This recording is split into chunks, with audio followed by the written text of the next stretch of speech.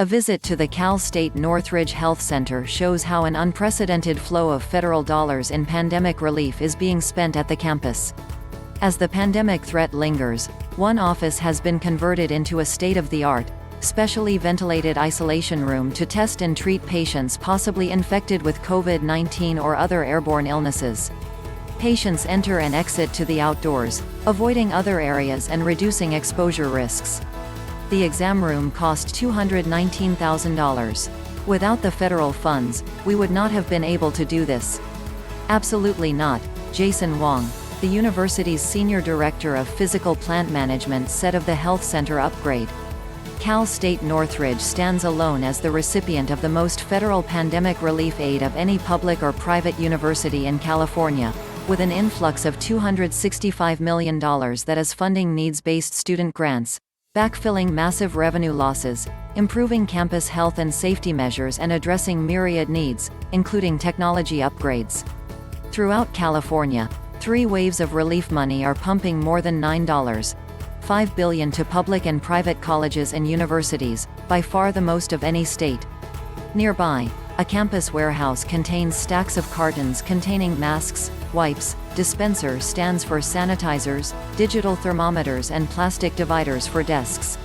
Throughout campus buildings, corridor floors are now dotted with large, round red stickers urging everyone to keep to the right while walking to minimize face-to-face contact. All of that will improve safety and ease concerns as the campus readies for a partial or full return to in-person classes in the fall, officials said.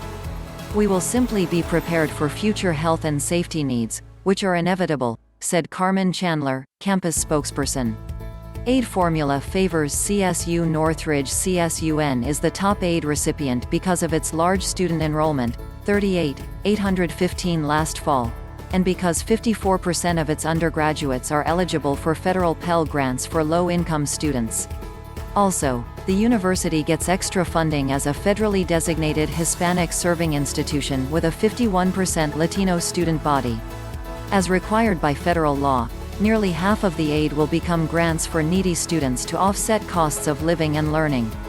The school can use some of the rest to fill in for massive pandemic-related revenue losses, at least $40 million this year, and to cover the refunds it had to give students for unused housing and parking fees.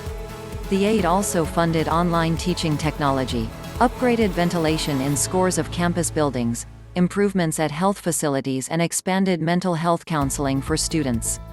The university purchased more than $1 million worth of plastic desk dividers, masks, sanitizers, and wall-hung digital thermometers, all meant to slow the spread of COVID-19.